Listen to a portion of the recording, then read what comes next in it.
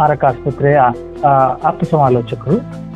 ಇವರು ನಮಗೆ ಇವತ್ತಿನ ಮದ್ಯವ್ಯಸನದ ಕುರಿತಾಗಿ ಇರುವ ಒಂದು ತಪ್ಪು ನಂಬಿಕೆಗಳು ಎಂಬ ವಿಚಾರವಾಗಿ ನಮ್ಮೊಡನೆ ಮಾತನಾಡೋದಕ್ಕೆ ಬಂದಿದ್ದಾರೆ. ಇವರಿಗೆ ನಿಮ್ಮೆಲ್ಲರ ಪರವಾಗಿ ನಾನು ಈ ಕಾರ್ಯಕ್ರಮಕ್ಕೆ ಸ್ವಾಗತವನ್ನು ಬಯಸ್ತೇನೆ ಸ್ನೇಹಿತರೆ. ದೀಪಶ್ರೀ ಮೇಡಮ್, ನೀವು ಲೈನಲ್ಲಿ ಇದ್ರೆ *6 ಒತ್ತಿದ್ರೆ ಅನ್ಮ್ಯೂಟ್ ಆಗ್ತೀರಾ. *6. ಕೇಳಿಸ್ತಾ ಇಲ್ಲ? ಹಲೋ. ಕೇಳಿಸ್ತಾ ಇದೆ ಮೇಡಮ್. Thank you Sachin. ಎಲ್ಲರಿಗೂ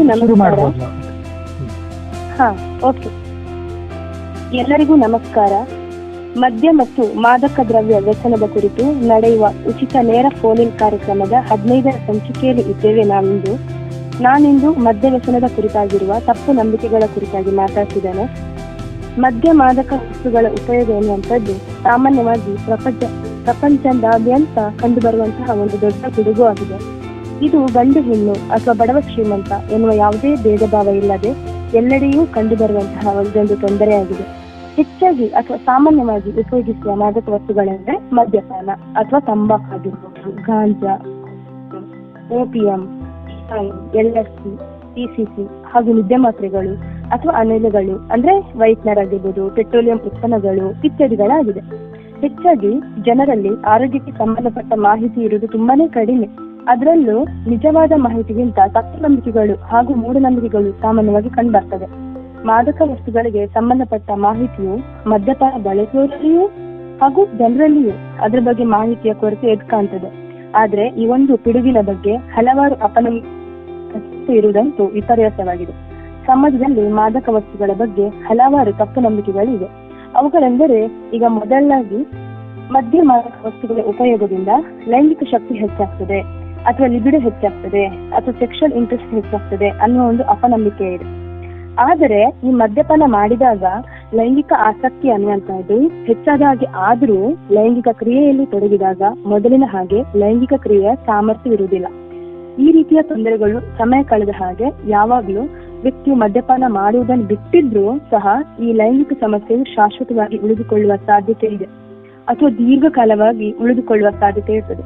ಈ ಮದ್ಯಪಾನದಿಂದಾಗಿ ಹೆಚ್ಚಾಗಿ ಕಾಣಲಿಕ್ಕೆ ಸಿಗುವಂತಹ ಲೈಂಗಿಕ ಸಮಸ್ಯೆಗಳೆಂದ್ರೆ, ಮೊದಲನೇದಾಗಿ ಲೈಂಗಿಕ ಆಸಕ್ತಿ ಕಡಿಮೆ ಆಗುವಂತದ್ದು, ಅಥವಾ ಶಿಶ್ನದ ಸ್ಪರ್ಶಜ್ಞಾನ ಕಡಿಮೆ ಆಗುವಂತದ್ದು, ಅಥವಾ ಶಿಶ್ನ ನಿದ್ರದಿರುವಂತದ್ದು, ಮತ್ತು ಶೀಘ್ರ ಸ್ಖಲನವಾಗುವಂತದ್ದು ಅಥವಾ ಸ್ಖಲನವಾಗದೇ ಇರುವಂತಹದ್ದು. ಹೀಗೆ ಈ ತರದ ಸಮಸ್ಯೆಗಳೆಲ್ಲ ಕಾಣಲಿಕ್ಕೆ ಸಿಗ್ತದೆ. ಇದ್ರ ಜೊತೆಗೆ ಈ ಮದ್ಯಪಾನ ಮಾಡುವುದರಿಂದ ದೇಹದಲ್ಲಿನ ಟೆಸ್ಟೋಸ್ಟೆರೋನ್ ಎನ್ನುವ ಹಾರ್ಮೋನ್ ಕಡಿಮೆ ಆಗ್ತದೆ. ಈ ಟೆಸ್ಟೋಸ್ಟೆರೋನ್ ಹಾರ್ಮೋನಿನ ಕೊರತೆಯಿಂದ ವೀರ್ಯಾಣುಗಳ ಉತ್ಪಾದನೆ ಕುಂಠಿತಗೊಂಡು ಅಥವಾ ಕಡಿಮೆಯಾಗಿ ಅಥವಾ ಏನಾಗ್ತದೆ ಅಂದ್ರೆ ನಪುಂಸಕತ್ವ ಉಂಟಾಗ್ತದೆ. ಇದೇ ರೀತಿ ಮದ್ಯಪಾನ ಮಾಡುವ ಮಹಿಳೆಯರಲ್ಲಿ ಕೂಡ ಅಂಡಾಣುಗಳ ಉತ್ಪನ್ನ ನಿಂತುಬಿಡ್ತದೆ. ಈ ತೊಂದರೆಗಳು ಸಾಮಾನ್ಯವಾಗಿ ತುಂಬಾ ಸಮಯದಿಂದ ಅಂದ್ರೆ ಒಂದು ನಿಯಮಿತವಾಗಿ ಮದ್ಯಪಾನ ಮಾಡುವವರಲ್ಲಿ ಕಂಡು ಬರ್ತದೆ. ಈಗ ನಾವು ನೋಡ್ತೇವೆ, ಹೆಚ್ಚಾಗಿ ನಮ್ಮ ಆಸ್ಪತ್ರೆಯಲ್ಲಿ ಹೆಚ್ಚಾಗಿ ಅಡ್ಮಿಷನ್ ಆದ ಪೇಷಂಟ್ಗಳಲ್ಲಿ ನೋಡ್ತೇವೆ, ಹೆಚ್ಚಾಗಿ ಇವರು ಮದುವೆಯಾಗಿ 10 ವರ್ಷ ಆಯ್ತು, 12 ವರ್ಷ ಆಯ್ತು ಅಥವಾ 14 ವರ್ಷ ಆಯ್ತು, ಮಕ್ಕಳಾಗದಿರುವುದನ್ನು ನಾವು ನೋಡ್ತೇವೆ. ಸೊ ಇಂತಹ ಲೈಂಗಿಕ ಸಮಸ್ಯೆಗಳು ಏನಾಗ್ತದೆ ಅಂದ್ರೆ ಪ್ರಾರಂಭವಾಗ್ತದೆ ವಿನಃ ಮದ್ಯವ್ಯಸನದಿಂದ ಲೈಂಗಿಕ ಶಕ್ತಿ ಜಾಸ್ತಿ ಅಂತೂ ಆಗುವುದಿಲ್ಲ. ಇದೊಂದು ದೊಡ್ಡ ತಪ್ಪು ನಂಬಿಕೆ ಅಂತ ಹೇಳ್ಬೋದು. ಹಾಗೆಯೇ ಎರಡನೇದಾಗಿ ಅಂದ್ರೆ ಮದ್ಯಪಾನವನ್ನು ಒಂದ್ಸಲ ನಾವು ಕುಡಿಲಿಕ್ಕೆ ಪ್ರಾರಂಭಿಸಿದ್ರೆ ಅದನ್ನು ಒಮ್ಮೆ ನಿಲ್ಲಿಸಬಾರ್ದು. ಒಂದು ವೇಳೆ ನಾವು ಮದ್ಯಪಾನವನ್ನು ಕುಡಿಯುವುದನ್ನು ಬಿಟ್ರೆ ನಮ್ಮ ದೇಹದಲ್ಲಿ ಬೇರೆ ತರಹದ ಪರಿಣಾಮಗಳೆಲ್ಲಾಗ್ತದೆ. ಹಾಗಾಗಿ ಮದ್ಯಪಾನವನ್ನು ಬಿಡಬಾರ್ದು ಅನ್ನೋ ಒಂದು ತಪ್ಪು ನಂಬಿಕೆ ಇದೆ. ಆದ್ರೆ ನಾವಿಲ್ಲಿ ಏನ್ ತಿಳ್ಕೊಳ್ಬೇಕಂತ ಅಂದ್ರೆ, ಈ ಪ್ರತಿದಿನ ಮದ್ಯಪಾನ ಈಗ ಡೈಲಿ ಯಾರು ಮದ್ಯಪಾನ ತಗೊಳ್ತಾ ಇರ್ತಾರೋ ಅವ್ರು ಒಂದು ದಿನ ಮದ್ಯಪಾನ ಮಾಡುವುದನ್ನು ಬಿಟ್ಟರು ಅಥವಾ ಪ್ರತಿದಿನ ಮದ್ಯಪಾನ ಮಾಡುವವರು ಇದ್ದಕ್ಕಿದ್ದ ಹಾಗೆ ಕುಡಿಯುವುದನ್ನು ನಿಲ್ಲಿಸಿದಾಗ, ಅಂದ್ರೆ ಅದು ಯಾವುದೇ ಕಾರಣಕ್ಕೂ ಅವ್ರು ಕುಡಿಯುವುದನ್ನು ನಿಲ್ಲಿಸಬಹುದು. ಈಗ ಉದಾಹರಣೆಗೆ ಮೊನ್ನೆ ಎಲೆಕ್ಷನ್ ಬಂತು, ಆ ಟೈಮಲ್ಲಿ ಆಲ್ಕೋಹಾಲ್ ಸಿಗುದಿಲ್ಲ, ಹಾಗೆ ನಿಲ್ಲಿಸಬಹುದು. ಅಥವಾ ಕೆಲವೊಂದು ದಿನಗಳಲ್ಲೆಲ್ಲ ಆಲ್ಕೋಹಾಲ್ ಸಿಗುದಿಲ್ಲ, ಹಾಗೆ ನಿಲ್ಲಿಸಬಹುದು. ಅಥವಾ ಯಾವುದೇ ಒಂದು ಕಾರಣಕ್ಕೆ ಇವತ್ತೆಲ್ಲೂ ನಮ್ಗೇನೋ ಒಂದು ತೀರ್ಥಯಾತ್ರೆ, ಚರ್ಚೆ, ಮಸೀದಿ ಅಥವಾ ದೇವಸ್ಥಾನಗಳಿಗೆಲ್ಲ ಹೋಗ್ಲಿಕ್ಕಿತ್ತು, ಮನೆಯವರು ಬಿಡ್ಲಿಲ್ಲ, ಕುಡಿಲಿಕ್ಕೆ ಸಿಗ್ಲಿಲ್ಲ, ಅಥವಾ ಇವ್ರ ಹಣ ಇಲ್ವೋ, ಅಥವಾ ಇವರಾಗಿ ಸ್ವತಃ ಬುದ್ಧಿಯಿಂದ ಕುಡಿತ ಬಿಟ್ಟು ಒಟ್ಟರಾಶಿ ಅವರೇನು ಯಾವಾಗ ಅವರು ಕುಡಿತ ಬಿಡ್ತಾರೋ ಆ ಟೈಮಲ್ಲಿ ಅವರಿಗೆ ಏನಾಗ್ತದೆ ಅಂತ ಹೇಳಿದ್ರೆ ಅವರಲ್ಲಿ ಕೆಲವೊಂದು ಮನೋದೈಹಿಕ ಬದಲಾವಣೆಗಳು ಕಾಣಿಸುತ್ತದೆ. ಅಂದ್ರೆ ಇಂತಹ ಸ್ಥಿತಿಯನ್ನು ನಾವು ಹಿಂತೆಗೆದುದ ಚಿಹ್ನೆಗಳು ಅಂತ ಹೇಳ್ತೇವೆ. ಅಂದ್ರೆ ದಿನ ಮದ್ಯಪಾನ ಮಾಡ್ತಿದ್ದವರು ಮದ್ಯಪಾನ ಬಿಟ್ಟಾಗ ಆಗುವಂತಹ ಚಿಹ್ನೆಗಳು, ಇದಕ್ಕೆ ಕುಡಿತ ಹಿಂತೆಗೆದ ಚಿಹ್ನೆಗಳು ಅಂತ ಹೇಳುವಂಥದ್ದು. ಆಲ್ಕೋಹಾಲ್ ವಿಡ್ರಾವಲ್ ಸಿಂಟಮ್ಸ್ ಅಂತ ಹೇಳ್ತಾರೆ. ಈ ಆಲ್ಕೋಹಾಲ್ ವಿಡ್ರಾವಲ್ ಸಿಂಟಮ್ಸ್ ಅಲ್ಲಿ 2 ತರಹದ ಸಮಸ್ಯೆಗಳು ಕಾಣ್ಲಿಕ್ಕೆ ಸಿಗ್ತದೆ. ಒಂದು ನಡುಕ ಸನ್ನಿ, ಎರಡನೇದು ಸುಸ್ತು. ಈ ನಡುಕ ಸನ್ನಿ ಅಂದ್ರೆ ಇಂಗ್ಲಿಷ್ ನಲ್ಲಿ ಡೆಲಿರಿಯಂ ಅಂತ ಹೇಳ್ತೇವೆ ನಾವು. ಅಂದ್ರೆ ಮದ್ಯಪಾನ ಬಿಟ್ಟಾಗ ರಾತ್ರಿ ನಿದ್ದೆ ಬರುದಿಲ್ಲ, ಇದೆಲ್ಲ ಕೈಕಾಲೆಲ್ಲ ನಡುಕ ಸ್ಟಾರ್ಟ್ ಆಗ್ತದೆ. ಮತ್ತೆ ತಾನು ಎಲ್ಲಿದ್ದೇನೆ, ಯಾರ ಜೊತೆ ಮಾತಾಡ್ತಾ ಇದ್ದೇನೆ, ಇವತ್ತು ತಾರೀಕೆಷ್ಟು, ಯಾವ ದಿನ, ಮತ್ತೆ ಇದು ಯಾವ ತಿಂಗಳು ಅಥವಾ ಯಾವ ವರ್ಷ ಅಂತ ಏನ್ ಸಹ ಗೊತ್ತಿರ್ಲಿಲ್ಲ. ಮತ್ತೆ ಏನಾಗ್ತದೆ ಅಂತ ಹೇಳಿದ್ರೆ ಭ್ರಮೆಗಳು ಪ್ರಾರಂಭ ಆಗ್ತದೆ. ಅಂದ್ರೆ ನಮ್ಮ ಇಂದ್ರಿಯಗಳಿಗೆ ಯಾವುದೇ ಪ್ರಚೋದನೆ ಇಲ್ಲದೆ ಆಗುವಂತಹ ಒಂದು ಅನುಭವ. ಅಂದ್ರೆ ಕಿವಿಯಲ್ಲಿ ಯಾರೋ ಮಾತನಾಡಿದಾಗುದು, ಅಲ್ಲಿ ಮನೆಯವರೆಲ್ಲ ಇರ್ತಾರೆ, ಅವ್ರಿಗೆಲ್ಲ ಯಾವುದೇ ತರ ಶಬ್ದಗಳು ಕೇಳಿಸ್ಕೊಳ್ಳುದಿಲ್ಲ, ಇವ್ರಿಗೆ ಕೇಳ್ತದೆ. ಅಥವಾ ಯಾರೋ ಬಂದಾಗ ಅನಿಸ್ತದು, ಅಥವಾ ತುಂಬಾ ಜನರು ಚಾಕು ಕತ್ತಿ ಅಥವಾ ಕೋಲಲ್ಲಿ ಹಿಡಿದು ತನ್ನನ್ನು ಸಾಯಿಸಲಿಕ್ಕೆ ಬಂದಾಗ ಅನಿಸುವಂಥದ್ದು ಇವರಿಗೆಲ್ಲ ಕಾಣ್ಲಿಕ್ಕೆ ಸಿಗ್ತದೆ. ಬಟ್ ಅಲ್ಲಿ ಇದ್ದವ್ರಿಗೆ ಯಾರಿಗೂ ಕಂಡಾಗೆ ಆಗುದಿಲ್ಲ. ಅಥವಾ ಪ್ರಾಣಿಗಳು ಬಂದಂತ ಆಗುವಂತಹದ್ದು, ಅಲ್ಲಿ ಹಾವು ಬಂತು ಅಥವಾ ಅಲ್ಲಿ ನಾಯಿ ಬಂತು, ಇನ್ನೊಂದೇನೋ ಚಿರತೆ ಬಂತು ಅಂತ ಹೇಳುವಂತಹದ್ದು. ಸೊ ಈ ತರ ಅನುಭವಗಳೆಲ್ಲ ಅವರಿಗೆ ಆಗ್ತದೆ.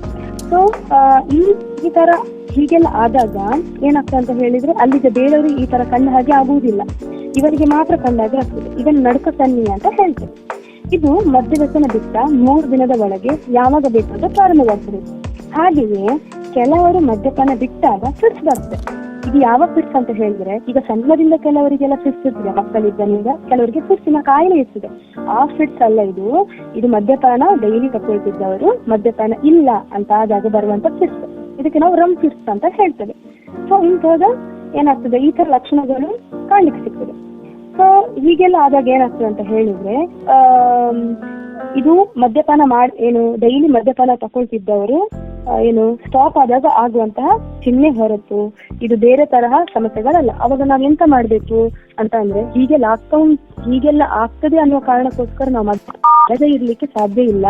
ಹಾಗಾಗಿ ನಾವೆಂತ ಮಾಡ್ಬೇಕಂತ ಹೇಳಿದ್ರೆ ನಾವು ಮನೋವೈದ್ಯರ ಸಹಾಯವನ್ನು ಪಡ್ಕೊಳ್ಬಹುದು ಅಂತ.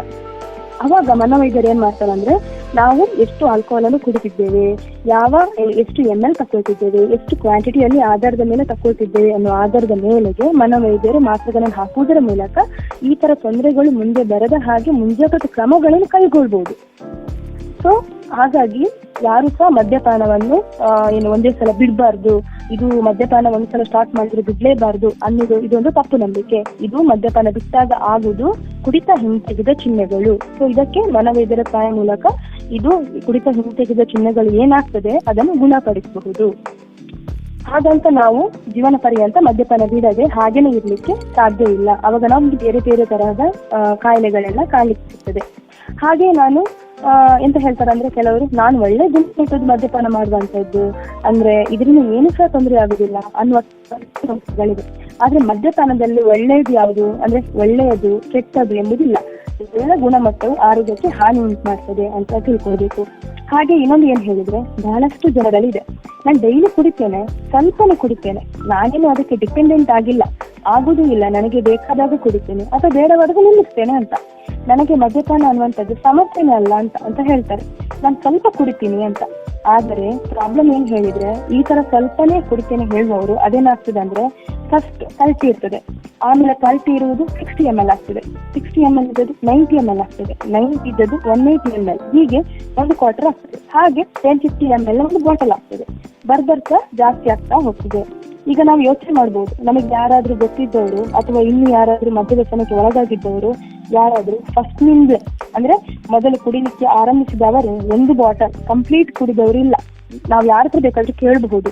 ಯಾರಾದ್ರೂ ಈಗ ಮದ್ಯವ್ಯಸನಕ್ಕೆ ಒಳಗಾಗಿದ್ದವರು ಇದ್ದಾರಲ್ಲ, ಸೊ ನಾವ್ ಯಾರ ಹತ್ರ ಬೇಕಾದ್ರೂ ಕೇಳಬಹುದು. ಅವ್ರ ಹತ್ರ ಕೇಳಿದಾಗ ಅವ್ರು ಯಾರು ಸಹ ನಾನು ಫಸ್ಟ್ ಯಾವಾಗ ನಾನು ಸಾಧಾರಣ 18ನೇ ವಯಸ್ಸಿನಲ್ಲೋ 20ನೇ ವಯಸ್ಸಿನಲ್ಲೋ ಅಥವಾ 25ನೇ ವಯಸ್ಸಿನಲ್ಲೋ ನಾನು ಕುಡಿಲಿಕ್ಕೆ ಸ್ಟಾರ್ಟ್ ಮಾಡಿದೆ ಅಲ್ಲ, ಆ ಟೈಮಲ್ಲಿ ನಾನು 1 ಬಾಟಲ್ ಅಥವಾ 2 ಬಾಟಲ್ ಸ್ಟಾರ್ಟ್ ನಾನು ಕುಡಿಲಿಲ್ಲ.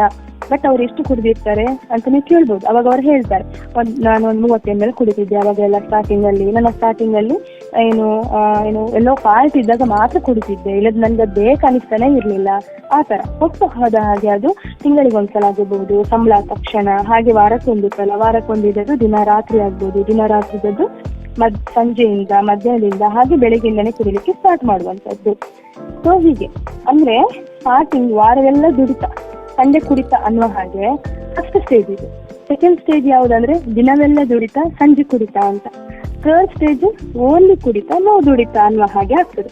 ಮದ್ಯಕ್ಕೆ ಒಳಗಾದ್ಮೇಲೆ ಏನಾಗ್ತದೆ ಅಂದ್ರೆ ನಾನು ನನ್ನ ಇಚ್ಛೆಗೆ ಬಂದ ಹಾಗೆ ಮದ್ಯ ಯಾವಾಗ ಬೇಕಾದ್ರೂ ಕುಡಿತೇನೆ ನಾನು ಅನ್ನೋದು ಎಷ್ಟು ಸರಿ ಅಂತದ್ರಲ್ಲಿ ಗೊತ್ತಾಗ್ತದೆ. ಹಾಗೆ ಇನ್ನೊಂದು, ಮದ್ಯಪಾನ ಮಾಡಿದ್ರೆ ನನ್ನ ಘನತೆ ಗೌರವ ಹೆಚ್ಚಾಗ್ತದೆ, ಅಥವಾ ದೊಡ್ಡ ದೊಡ್ಡವರ ಜೊತೆ ಕುಡಿದ್ರೆ ನನಗೆ ಇನ್ನೂ ಒಳ್ಳೆ ರೆಸ್ಪೆಕ್ಟ್ ಸಿಗ್ತದೆ ಅಂತ. ದೊಡ್ಡ ದೊಡ್ಡವರ ಜೊತೆ ಫ್ರೆಂಡ್ಶಿಪ್ ಮಾಡ್ಕೊಳ್ಳಿಕ್ಕೆ ಇದೊಂದು ದೊಡ್ಡ ಅಸ್ತ್ರ ಅಂತ ಅನ್ಕೊಳ್ಳಿ. ಪಾರ್ಟಿ ಮಾಡೋದು ಅಥವಾ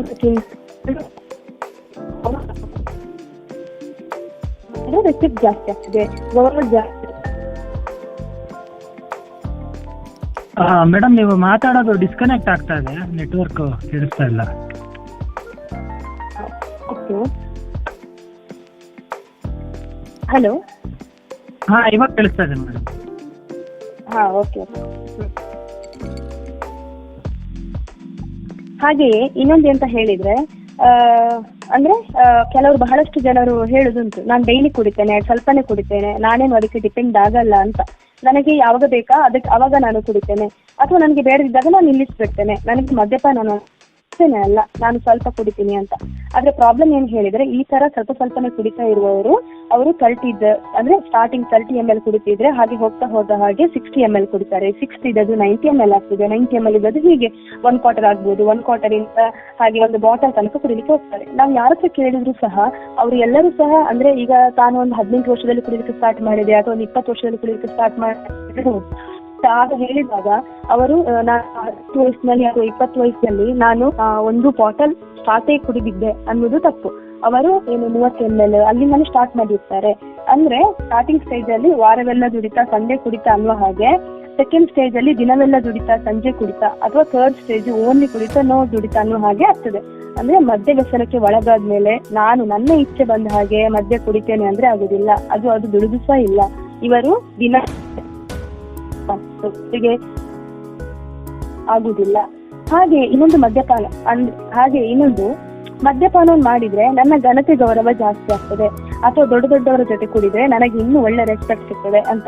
ದೊಡ್ಡ ದೊಡ್ಡವರ ಜೊತೆ ಫ್ರೆಂಡ್ಶಿಪ್ ಮಾಡ್ಕೊಳ್ಳಿಕ್ಕೆ ಇದೊಂದು ದೊಡ್ಡ ಅಸ್ತ್ರ ಅಂತ ಅನ್ಕೊಳ್ಳೋದು. ಅಂದ್ರೆ ಪಾರ್ಟಿ ಮಾಡೋದು, ಊಟಕ್ಕೆ ಅಂತಾನೆ ಕರೆಯುವಂಥದ್ದು, ಅವಾಗ ಆಲ್ಕೋಹಾಲ್ ಕೊಡೋದು. ಹೀಗೆ ಕೊಟ್ರೆ ನಮ್ಗೆ ರೆಸ್ಪೆಕ್ಟ್ ಜಾಸ್ತಿ ಇರ್ತದೆ. ಆಲ್ಕೋಹಾಲ್ ಅನ್ನು ಒಂಥರ ಸೋಷಿಯಲ್ ಲುಬ್ರಿಕೆಂಟ್ ಅಂತ ಕರಿತೇವೆ. ಅಂದ್ರೆ ಸಾಮಾಜಿಕವಾಗಿ ಕೂತು ಮಾತನಾಡಿದಾಗ ಮನಸ್ಸಲ್ಲಿ ಇದ್ದದನ್ನು ಹೇಳ್ಕೊಳ್ಳುವಂಥದ್ದು. ಮದ್ಯಪಾನವನ್ನು ಮಾಡಿದವರು ಮನಸ್ಸು ಬಿಚ್ಚಿ ಹೇಳ್ತಾರೆ, ಗುಟ್ಟುರಟ್ಟು ಮಾಡ್ತಾರೆ ಅಂತ ಅನ್ಕೊಳ್ಳೋದು. ಆದ್ರೆ ಮದ್ಯಪಾನದಿಂದ ನಮ್ಮ ಗೌರವ ಘನತೆ ಹೆಚ್ಚಾಗ್ತದೆ ಅಂದ್ರೆ ತಪ್ಪು. ಮದ್ಯ ವ್ಯಸನಕ್ಕೆ ಒಳಗಾದ ಮೇಲೆ ಮನೆಯವರ ವರ್ತನೆ ನಮ್ಮ ಜೊತೆ ಹೇಗಿದೆ ಅಂತ ನೋಡ್ಕೊಂಡ್ರೆ ಗೊತ್ತಾಗ್ತದೆ ನಮ್ಗೆ ಮನೆಯವರು ಎಷ್ಟು ರೆಸ್ಪೆಕ್ಟ್ ಕೊಡ್ತಾರೆ ಅಂತ. ಈಗ ನಾವೆಲ್ಲ ನೋಡ್ತೇವೆ, ಮದ್ಯಪಾನ ಮಾಡಿದವರು ಎಲ್ಲಾದ್ರೂ ಒಂದ್ ಕಡೆ ರೋಡಲ್ಲೆಲ್ಲ ಬಿದ್ದಾಗ ಅವರನ್ನು ಬೇಕಾದ್ರೆ ನಾವು ದಾಟ್ಕೊಂಡು ಬೇಕಾದ್ರೆ ಹೋಗ್ತೇವೆ, ಬಟ್ ಅವರಿಗೆ ಸಹಾಯ ಮಾಡ್ಲಿಕ್ಕೆಲ್ಲ ಹೋಗುದಿಲ್ಲ. ಆದ್ರೆ ಅದೇ ಯಾರಾದ್ರೂ ಬೇರೆಯವರು ಮದ್ಯಪಾನ ಮಾಡದವರು ಯಾರಾದ್ರೂ ಒಂದು ಕಲಕರಿಗೆ ಬಿದ್ದಾಗ ಎಷ್ಟು ಜನರು ಅವರ ಸಹಾಯಕ್ಕೆ ಹೋಗ್ತಾರೆ, ಎಷ್ಟು ಜನರು ಅವರದೊಂದು ಕೇರ್ ಮಾಡ್ಕೊಳ್ತಾರೆ ಅಂತ. ಅವಾಗ ನಮ್ಗೇನೆ ನಮ್ಮ ಘನತೆ ಮೇಲೆ ಡೌಟ್ ಬರಲು ಸ್ಟಾರ್ಟ್ ಆಗ್ತದೆ.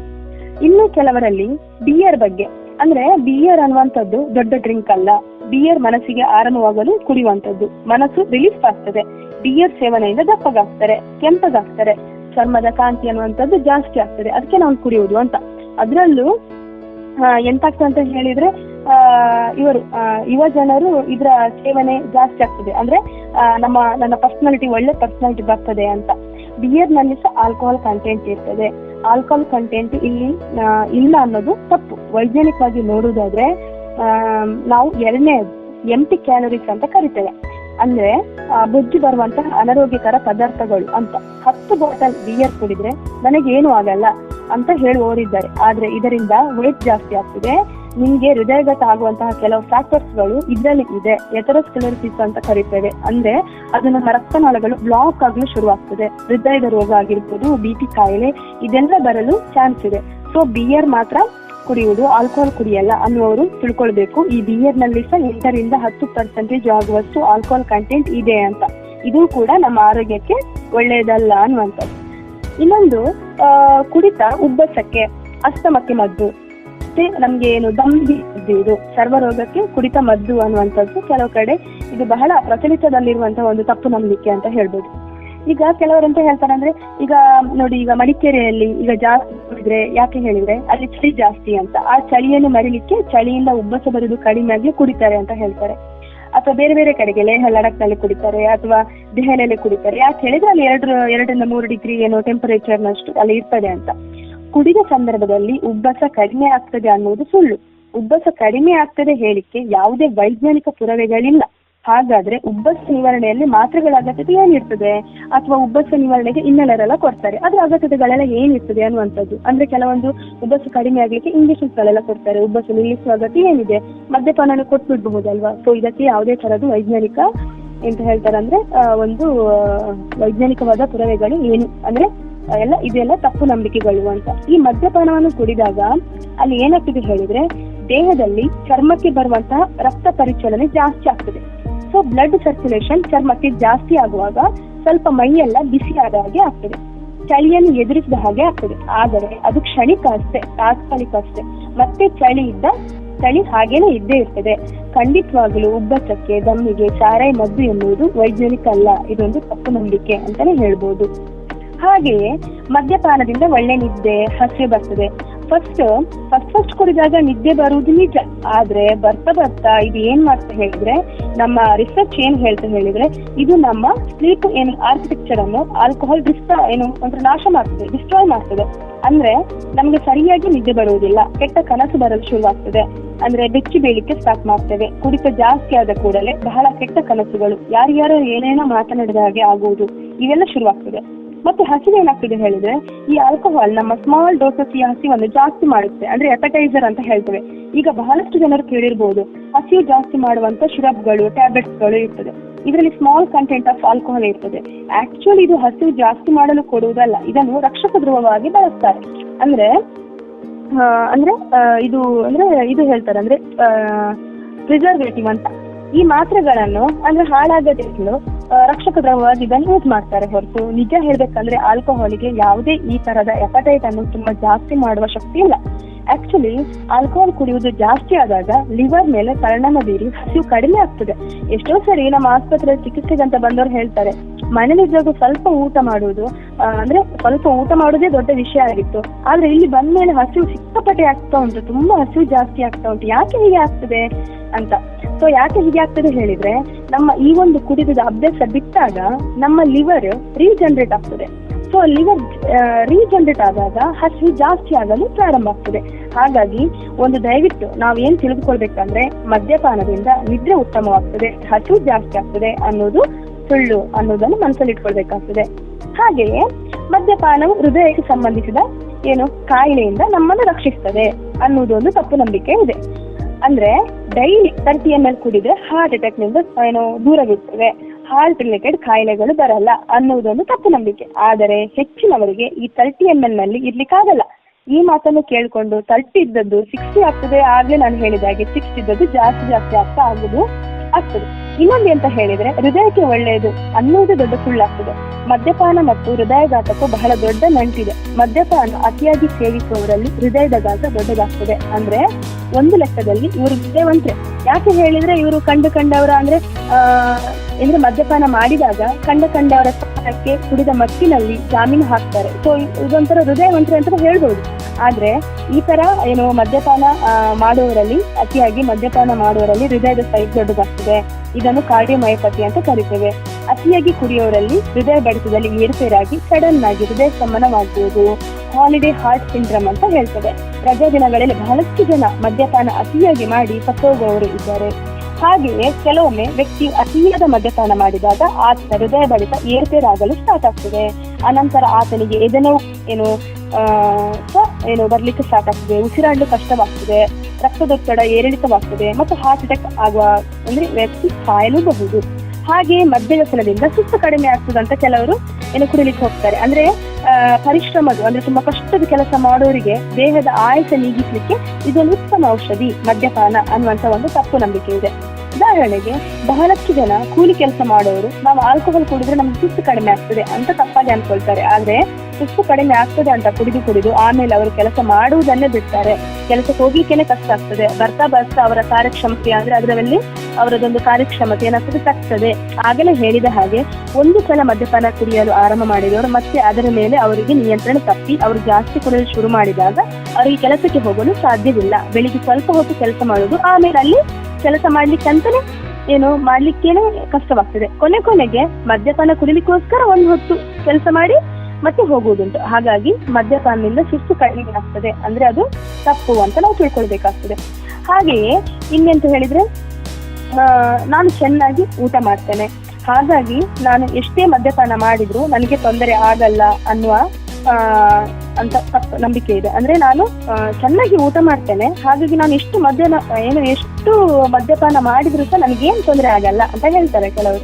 ನಾವು ಊಟ ಮಾಡಿದ್ರು ಬಿಟ್ರು ಮದ್ಯ ಮಾದಕ ವಸ್ತುಗಳು ದೇಹಕ್ಕೆ ಹಾನಿ ಮಾಡಿಯೇ ಮಾಡುತ್ತದೆ. ಇನ್ನು ಕೆಲವರು ಇದ್ದಾರೆ, ನಾನು Lee52 ತಗೊಳ್ತಿದ್ದೇನೆ, ಆದ್ರೆ ಜೊತೆಗೆ ಕುಡಿತಿದ್ದೇನೆ, ನನ್ನ ಲಿವರ್ಗೆ ಏನು ಸಹ ತೊಂದರೆ ಆಗಲ್ಲ ಅಂತ ಹೇಳೋರ್ತಾ ಇದ್ದಾರೆ. ಈಗ ಅಮೃತ ಮತ್ತು ವಿಷ ಎರಡು ಸಹ ಒಟ್ಟಿಗೆ ತಕೊಂಡ್ರೆ ಏನಾಗ್ತದೆ ಯೋಚನೆ ಮಾಡ್ಬೋದು. ಎಷ್ಟು ಪ್ರೊಟೆಕ್ಷನ್ ಸಿಗ್ತದೆ ಅಂತ. ಖಂಡಿತವಾಗಿ ಪ್ರೊಟೆಕ್ಷನ್ ಸಿಗಲ್ಲ. ಹಾಗಾಗಿ ಮತ್ತೆ ಇನ್ನೊಂದು ಹೇಳಿದ್ರೆ, ನಮ್ಮ ಆಸ್ಪತ್ರೆ ಚಿಕಿತ್ಸೆಗೆ ಅಂತ ಬಂದವರಲ್ಲಿ ನೀವು ಯಾಕೆ ಮದ್ಯಪಾನ ಮಾಡಲು ಆರಂಭಿಸಿದ್ರಿ ಅಂತ ಹೇಳಿದ್ರೆ, ಆಗ ಬಹಳಷ್ಟು ಜನರು ಹೇಳುದುಂಟು, ನಾನು ಸ್ಟೇಜ್ ಮೇಲೆ ನಿಂತು ಮಾತನಾಡಿದಕ್ಕೆ ಭಯ ಆಗ್ತದೆ ನನಗೆ, ಅಥವಾ ತುಂಬಾ ಜನರಿದ್ರೆ ನನಗೆ ಮಾತಾಡ್ಲಿಕ್ಕೆ ಭಯ ಆಗ್ತದೆ, ಅಥವಾ ತುಂಬಾ ಹೊಸಬ್ರು ಯಾರಾದ್ರೂ ಬಂದ್ರೆ ಅವ್ರ ಜೊತೆ ನನಗೆ ಮಾತಾಡ್ಬೇಕು, ನನ್ನ ಕೆಲಸವೇ ಅಂತದ್ದು, ನನ್ಗೆ ಸ್ವಲ್ಪ ಸೇಲ್ಸ್ ಡಿಪಾರ್ಟ್ಮೆಂಟಿಗೆ ಅಥವಾ ನನಗೆ ಏನೋ ಸ್ಪೀಚ್ ಕೊಡ್ಲಿಕ್ಕೆ ಇರ್ತದೆ. ಸೊ ಹೀಗೆಲ್ಲ ಇದ್ದಾಗ ನನಗೆ ಮಾತಾಡ್ಲಿಕ್ಕೆ ಭಯ ಆಗ್ತದೆ. ಅವಾಗ ನಾನು ಮದ್ಯಪಾನ ಕುಡಿಲಿಕ್ಕೆ ಸ್ಟಾರ್ಟ್ ಮಾಡಿದಾಗ ನನಗೆ ಧೈರ್ಯ ಬರ್ತಿತ್ತು. ತುಂಬಾ ಜನರಿದ್ದಾಗ ಮಾತಾಡಲು ಧೈರ್ಯ ಬರುತ್ತೆ ಅಂತ ನಾನು ಸ್ಟಾರ್ಟ್ ಮಾಡಿದೆ. ಆದ್ರೆ ಬರ್ತಾ ಏನಾಗ್ತದೆ ಹೇಳಿದ್ರೆ, ಸ್ಟಾರ್ಟಿಂಗ್ ಸ್ಟೇಜ್ಗೆ ಹೋದಾಗ ನಾನು ಆಗ್ಲೇ ಹೇಳಿದ್ದೆ, ಸ್ಟಾರ್ಟಿಂಗ್ ಸ್ಟೇಜ್ ಅಲ್ಲಿ ಸ್ವಲ್ಪ ಬೇಕಾಗ್ತದೆ ಧೈರ್ಯಕ್ಕೆ. ಅಂದ್ರೆ ಒಂದು 30 ml ತಕೊಂಡ್ರು ಒಂದು ಧೈರ್ಯ ಬಂದು ನಾವು ಮಾತಾಡ್ಬೋದು. ಆಮೇಲೆ ಅದು 30 ml ಅಲ್ಲೇ, ಈಗ ನಮ್ಗೆ ಪ್ರೆಸೆಂಟೇಶನ್ ಇದೆ ಅಂದ ತಕ್ಷಣ ನಾನೀಗ 30 ml ತಕೊಂಡು ಪ್ರೆಸೆಂಟೇಶನ್ ಮಾಡಿದೆ. ನೆಕ್ಸ್ಟ್ ನನಗೆ ಅದೇ ಪ್ರೆಸೆಂಟೇಶನ್ ಇನ್ನೊಂದು ನೆಕ್ಸ್ಟ್ ಇನ್ನೊಂದು 2-3 ದಿನದಲ್ಲಿ ಇರ್ತದೆ. ಅವಾಗ್ಲೂ ನಾನು 30 ml ತಕೊಂಡೇ ನಾನು ಮಾಡಬಹುದು. ಹಾಗೆ ನಾನು ಎಷ್ಟು ತಿಂಗಳು ಹಾಗೆ ನೆಕ್ಸ್ಟ್ ನನಗೆ 30 ml ನಂಗೆ ಏನು ಕಿಕ್ ಸಿಗುದಿಲ್ಲ, 60 ml ಬೇಕು. ಹಾಗೆ ಹೋಗ್ತಾ ಹೋದ ಹಾಗೆ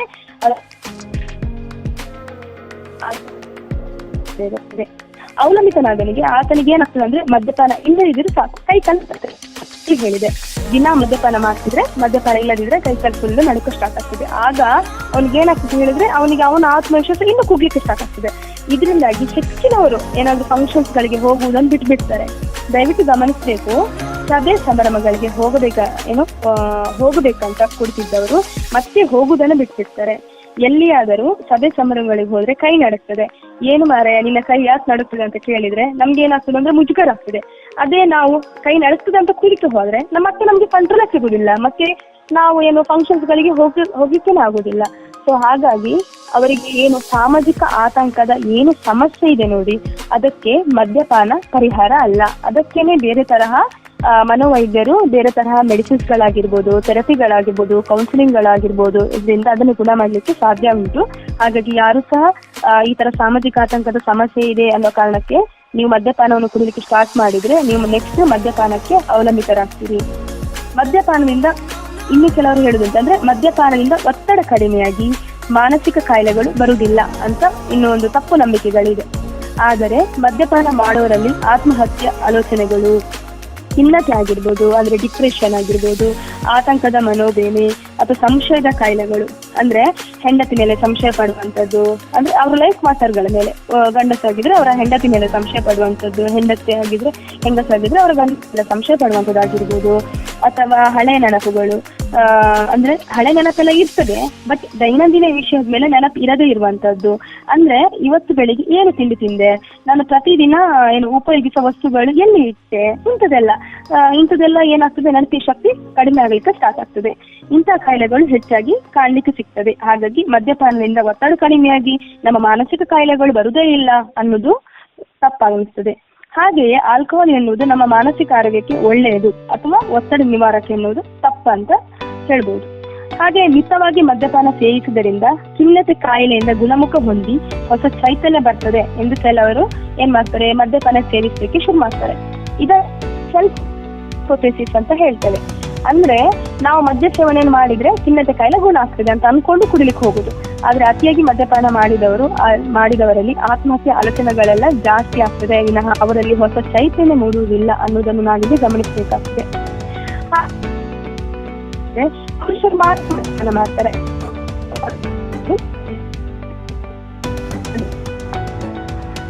ಮೇಡಮ್ ವಾಯ್ಸ್ ಬ್ರೇಕ್ ಆಗ್ತಿದೆ. ಓಕೆ. ಕೇಳಿಸ್ತೇನೆ ಮೇಡಮ್. ಸ್ವಲ್ಪ ಮಧ್ಯದಲ್ಲಿ ಒಂದು ನೆಟ್ವರ್ಕ್ ಇಶ್ಯೂ ಇದೆ ಅನ್ಸುತ್ತೆ. ಕಂಟಿನ್ಯೂ ಮಾಡಿ. ಹಲೋ, ಈಗ ಕೇಳಿಸಲ್ಲ? ಕಂಟಿನ್ಯೂ ಮಾಡಿ. ಓಕೆ. ಹಾಗೂ ಸಮಾಜದಲ್ಲಿ ಏನೆಲ್ಲ ತಪ್ಪು ಕಲ್ಪನೆಗಳಿದೆ ಅಂದ್ರೆ ಪುರುಷರು ಮಾತ್ರ ಮದ್ಯಪಾನ ಮಾಡ್ತಾರೆ, ಹೆಂಗಸರು ಮಹಿಳೆಯರು ಮದ್ಯಪಾನ ಮಾಡಲ್ಲ ಅಂತ. ಆದ್ರೆ ಮಹಿಳೆಯರು ಸಹ ಮದ್ಯಪಾನಕ್ಕೆ ಅವಲಂಬಿತರಾಗುವುದನ್ನು ನಾವು ಕಾಣ್ತೇವೆ. ಹೇಗೆ ಹೇಳಿದ್ರೆ ಕೆಲವರು ಬಾಣಂತಿಯರಿಗೆ ಮದ್ಯಪಾನ ಕೊಡ್ತಾರೆ, ಅಂದ್ರೆ ಸೂತಕವಾಯು ಅಥವಾ ಬಾಣಂತಿ ಸನ್ನಿ ಗುಣ ಆಗ್ತದೆ ಮದ್ಯಪಾನ ಕುಡಿದ್ರಿಂದ ಅಂತ.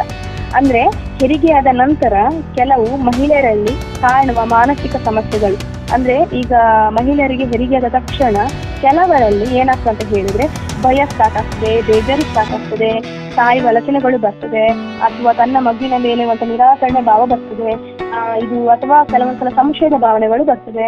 ಅವರ ಲೈಫ್ ಪಾರ್ಟ್ನರ್ಗಳ ಮೇಲೆ ಸಂಶಯ ಬರುವಂತದ್ದು, ಅವರಿಗೆ ಬೇರೆ ಸಂಬಂಧ ಇದೆ ಅಂತ ಅನಿಸುವಂತದ್ದು, ಅಥವಾ ಇದು ನನ್ನ ಮಗು ಅಲ್ಲ ಅನ್ನುವ ಭಾವನೆ ಬರುವಂತದ್ದು, ಅಥವಾ ಯಾರಾದ್ರೂ ಅಂದ್ರೆ ಹೊರಗೆ ಮೇಲೆ ಸಂಶಯ ಬರುವಂತದ್ದು, ನನ್ನ ಮನೆಯವರು ನನ್ನ ಮಗುವಿಗೆ ಏನೋ ಹಾನಿ ಉಂಟು ಮಾಡ್ತಾ ಇದ್ದಾರೆ, ಈ ತರದೆಲ್ಲ ಆಲೋಚನೆಗಳು ಕೆಲವರಿಗೆ ಎಲ್ಲ ಬರ್ತದೆ. ಸೊ ಇದಕ್ಕೆ ನಾವೇನು ಹೇಳ್ತೇವೆ ಅಂದ್ರೆ ಬಾಣಂತಿ ಸನ್ನಿ ಅಂತ ಹೇಳ್ತೇವೆ. ಆದ್ರೆ ಆಲ್ಕೋಹಾಲ್ ಕುಡಿದ್ರಿಂದ ಈ ಬಾಣಂತಿ ಸನ್ನಿ ಗುಣವಾಗ್ತದೆ ಎನ್ನುವ ತಪ್ಪು ನಂಬಿಕೆಗಳೆಲ್ಲ ಇದೆ. ಅಂದ್ರೆ ಈ ಅಂದ್ರೆ ಮದ್ಯ ಸೇವನೆ ಮಾಡುದ್ರಿಂದ ಏನಾಗ್ತದೆ ಅಂತ ಹೇಳಿದ್ರೆ ಈ ಬಾಣಂತಿ ಸನ್ನಿ ಗುಣ ಆಗ್ತದೆ ಅಂತ ಹೆರಿಗೆಯಾದ ತಕ್ಷಣ ಮದ್ಯಪಾನವನ್ನು ಕೊಡುವುದನ್ನು ನಾವು ಹೆಚ್ಚಾಗಿ ಕಾಣ್ತೇವೆ. ಹಾಗೆ ಮದ್ಯ ಸೇವನೆ ಮಾಡೋದ್ರಿಂದ ನಾವು ಪುರುಷರಿಗೆ ಸಮಾನವೆಂದು ಭಾವಿಸುವಂತದ್ದಾಗಿರ್ಬೋದು, ಅಥವಾ ಇದೊಂದು ಪ್ರತಿಷ್ಠೆಯ ಸಂಕೇತವಾಗಿ ಮದ್ಯಪಾನವನ್ನು ಸೇವಿಸುವುದಾಗಿರ್ಬೋದು, ಅಥವಾ ದೇವರ ಪ್ರಸಾದವಾಗಿ ಮದ್ಯವನ್ನು ಸೇವಿಸುವುದಾಗಿರ್ಬೋದು. ಇದೆಲ್ಲ ಅಂದ್ರೆ ಏನು ಸಹ ಸಮಸ್ಯೆ ಆಗುವುದಿಲ್ಲ ಅಂತ ಅನ್ಕೊಂಡು ಮದ್ಯವನ್ನು ಸೇವಿಸಿ ಅದಕ್ಕೆ ಅಂದ್ರೆ ಮದ್ಯಪಾನಕ್ಕೆ ಅವಲಂಬಿತರಾದವರು ಇದ್ದಾರೆ. ಆದರೆ ಮಹಿಳೆಯರು ಹೀಗೆಲ್ಲ ಕಾರಣಗಳಿಂದ ಮದ್ಯಪಾನ ಕುಡಿದ್ರೆ ಅವರಿಗೆ ಅತಿ ವೇಗವಾಗಿ ದೈಹಿಕ ಸಮಸ್ಯೆಗಳು ಕಾಣಿಸುತ್ತದೆ. ಇನ್ನು ಗರ್ಭಾವಸ್ಥೆಯಲ್ಲಿದ್ದಾಗ ಕುಡಿದ್ರೆ ಅಂತೂ ರಕ್ತದಲ್ಲಿನ ಮದ್ಯಪಾನ ಮಗುವಿಗೆ ಸೇರ್ತದೆ. ಇದರಿಂದಾಗಿ ಗರ್ಭಪಾತಗಳು, ಅಕಾಲಿಕ ಜನನ ಆಗಿರ್ಬೋದು, ಕಡಿಮೆ ಜನನ ತೂಕ, ಹೀಗೆ ಬೇರೆ ಬೇರೆ ಸಮಸ್ಯೆಗಳು ಬರ್ತದೆ. ಹೀಗಾಗಿ ಹೆಣ್ಣು ಮಕ್ಕಳು ಮಾದಕ ವಸ್ತುಗಳ ಚಟಕ್ಕೆ ಒಳಗಾಗುವುದಿಲ್ಲ ಅನ್ನುವುದು ಸುಳ್ಳು. ಯಾವುದೇ ಲಿಂಗ ಭೇದವಿಲ್ಲದೆ ಯಾರು ಸಹ ಈ ಮದ್ಯವ್ಯಸನಕ್ಕೆ ಚಟಕ್ಕೆ ಅಂದ್ರೆ ಕಾಯಿಲೆಗೆ ಒಳಗಾಗಬಹುದು. ಹಾಗೆಯೇ ಮದ್ಯವ್ಯಸನದಿಂದ ಮನುಷ್ಯ ಚುರುಕಾಗ್ತಾನೆ ಅಂತ ಕೆಲವರು ಮದ್ಯಪಾನವನ್ನು ಮಾಡಲು ಪ್ರಾರಂಭಿಸ್ತಾರೆ. ಆದರೆ ಮದ್ಯವ್ಯಸನದಿಂದ ವ್ಯಕ್ತಿ ತಾನು ಮಾಡುವುದು ಸರಿಯೋ ತಪ್ಪೋ ಎಂಬ ಅರಿವು ಇಲ್ಲದೆ ಅಸಾಮಾಜಿಕ ವರ್ತನೆ ತೋರ್ತಾನೆ, ಅತಿ ಧೈರ್ಯ ಬಂದಾಗೆ ವರ್ತಿಸ್ತಾನೆ. ಆವಾಗ ಇದನ್ನು ನಾವು ಚುರುಕು ಎಂದು ಭಾವಿಸುವ ಸಾಧ್ಯತೆ ಇದೆ. ಹಾಗೆಯೇ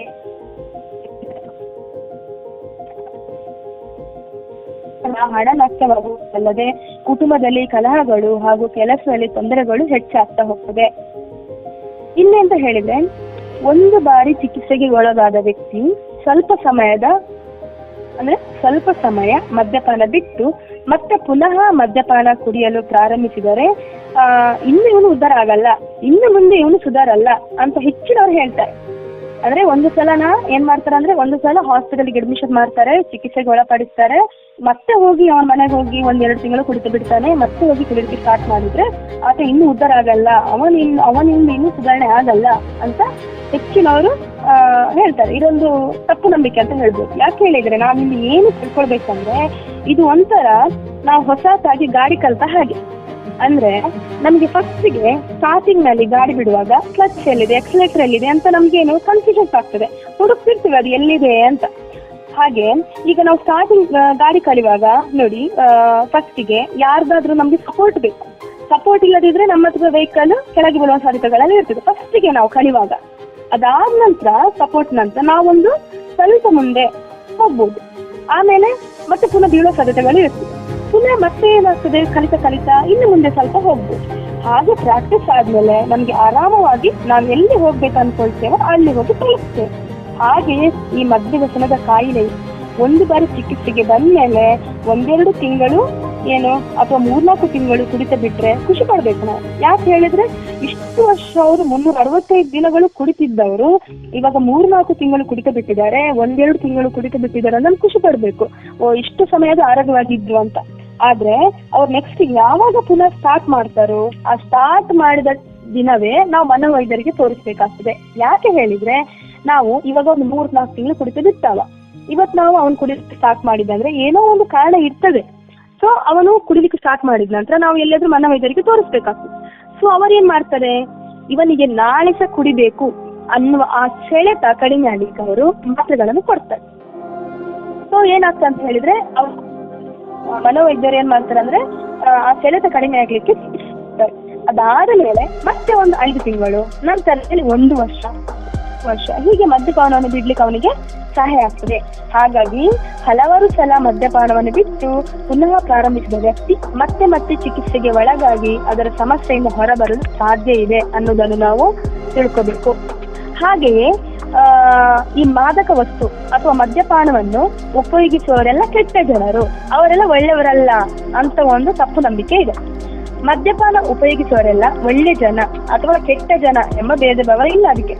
ಆದ್ರೆ ಮದ್ಯಪಾನದಲ್ಲಿ ಈಥೈಲ್ ಎಂಬ ರಾಸಾಯನಿಕ ಅಂಶ ಇರುವುದರಿಂದ ಒಬ್ಬ ವ್ಯಕ್ತಿ ಪದೇ ಪದೇ ಮದ್ಯಪಾನ ಮದ್ಯಪಾನದಲ್ಲಿ ಈಥೈಲ್ ಎಂಬ ರಾಸಾಯನಿಕ ಅಂಶ ಇರುವುದರಿಂದ ಒಬ್ಬ ವ್ಯಕ್ತಿ ಪದೇ ಪದೇ ಮದ್ಯಪಾನ ಮಾಡ್ತಾ ಇದ್ದನಂತಾದ್ರೆ ಪ್ರಚೋದನೆ ಮಾಡ್ತದೆ, ಸ್ಟಿಮ್ಯುಲೇಟ್ ಮಾಡ್ತದೆ.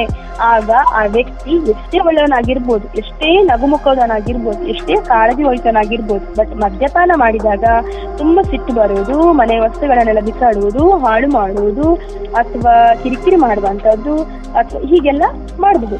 ಬಿಟ್ರೆ ಮದ್ಯಪಾನ ಉಪಯೋಗಿಸುವವರೆಲ್ಲ ಒಳ್ಳೆ ಜನ ಅಥವಾ ಕೆಟ್ಟ ಜನ ಎಂಬ ಭೇದ ಭಾವ ಇಲ್ಲ.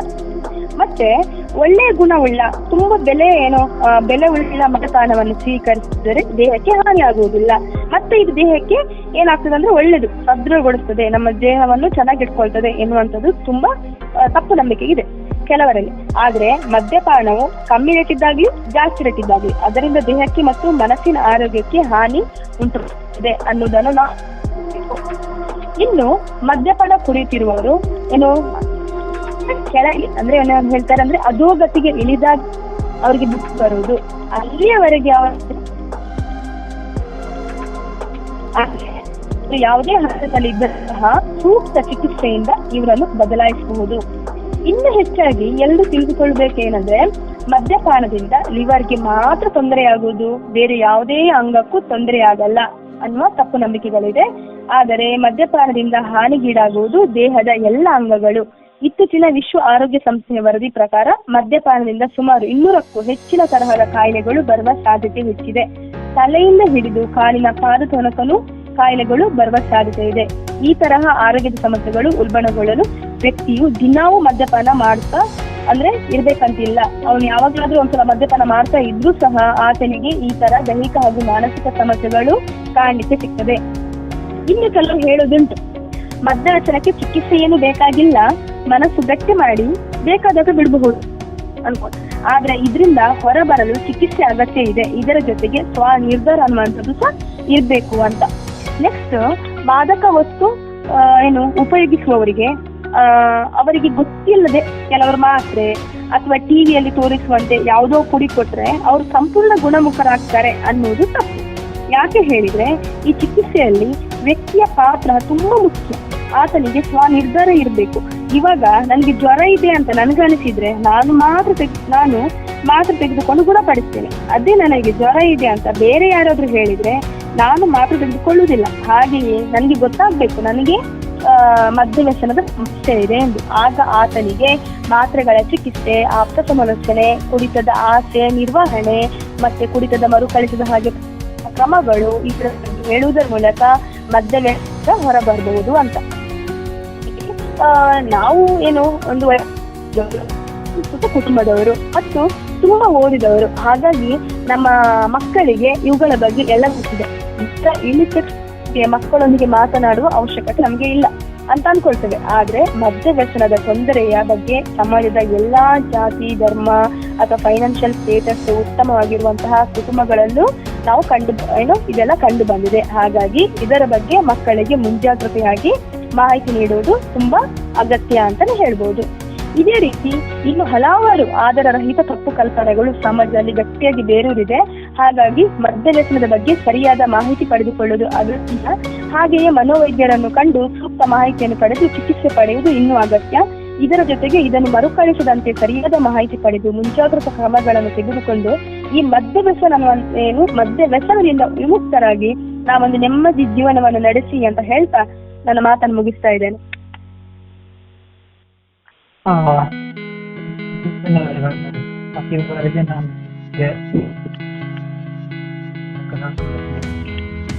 ವಿಚಾರದಲ್ಲಿ ತಪ್ಪು ನಂಬಿಕೆಗಳು ವಿಚಾರವಾಗಿ ಶ್ರೀಮತಿ ದೀಪಶ್ರೀ ಅವರು ಸವಿಸ್ತಾರವಾಗಿ ತಿಳಿಸಿಕೊಟ್ಟಿದ್ದಾರೆ.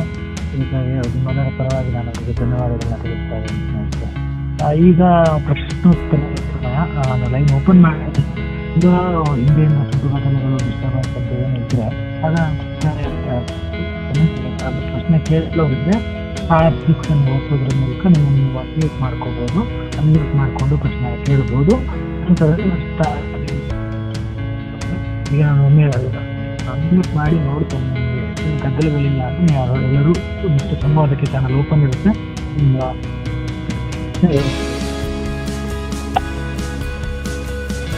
ಹಲೋ, ಕೇಳಿಸ್ತಾ ಇದೆಯಾ?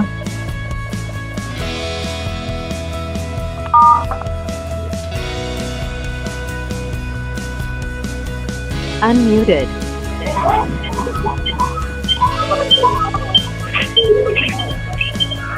ಯಾರಿಗಾರು ಪ್ರಶ್ನೆಗಳಿದ್ರೆ ಕೇಳಿ. ಯಾರಿಗೆ ಪ್ರಶ್ನೆಗಳಿದ್ರು ಕೇಳಿ.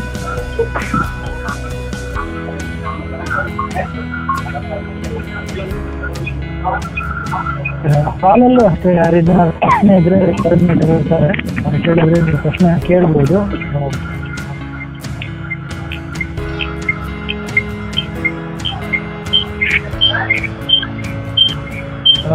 ಯಾರಿಗೆ ಪ್ರಶ್ನೆಗಳಿದ್ರೆ ಕೇಳಿ. ಓಕೆ ಸ್ನೇಹಿತರೆ, ಈಗ ನಿಮಗೆ ಏನು ಹೆಚ್ಚಿನ ಈ ವಿಚಾರವಾಗಿ ಹೆಚ್ಚಿನ ತಿಳುವಳಿಕೆ ಆದರೆ ಏನಾದರೂ ಸಂಶಯಗಳಿದ್ರೆ ನಿಮ್ಗೆ ಏನೇ ಇರಬೇಕು ಸಹ ನೀವು ಹೆಚ್ಚಿನ ಪ್ರಶ್ನೆಗಳಿದ್ರೆ ನಮ್ಮ ಆಸ್ಪತ್ರೆಯ ಸಂಪರ್ಕ ಸಂಖ್ಯೆಗೆ ಕಾಲ್ ಮಾಡ್ಬೋದು ಅಥವಾ ವಾಟ್ಸಪ್ ಮಾಡಿ ಕೇಳ್ಬೋದು. ಇದಕ್ಕೆ ಹೆಚ್ಚಿನ ನಿಮಗೆ ಅದಕ್ಕೆ ಪ್ರತ್ಯುತ್ತರ ಬರುತ್ತೆ. ನಮ್ಮ ಆಸ್ಪತ್ರೆ ವಾಟ್ಸಪ್ ಸಂಖ್ಯೆ ಕೊಡ್ತೇನೆ 9242821215 9242821215. ಇದು ನಮ್ಮ ಆಸ್ಪತ್ರೆ ಸಂಪರ್ಕ ಸಂಖ್ಯೆ. ನಿಮ್ಮ ಹೆಲ್ತ್ ಕನ್ನಡದಲ್ಲಿ 9242821215 ಈ ಸಂಖ್ಯೆಗೆ ನೀವು ನಿಮ್ಮ ಕಾಂಟ್ಯಾಕ್ಟ್ ಮಾಡ್ಬೋದು ಸ್ನೇಹಿತರೆ. ಓಕೆ, ಈಗ ಅದೇ ರೀತಿ ನಮ್ಮ ಆಯುರ್ವೇದ ಆಸ್ಪತ್ರೆ ವತಿಯಿಂದ ನಿಮಗೆ ಈ ಒಂದು ವೈದ್ಯಕೀಯ ಸಹಾಯಕ್ಕಾಗಿ ಇದು ಮಧ್ಯವರ್ತಿ ಕುರಿತು ವೈದ್ಯಕೀಯ ಸಹಾಯಕ್ಕಾಗಿ ತುರ್ತು ಸಹಾಯವನ್ನು ಸಹ ಆರಂಭಿಸಲಾಗಿದೆ.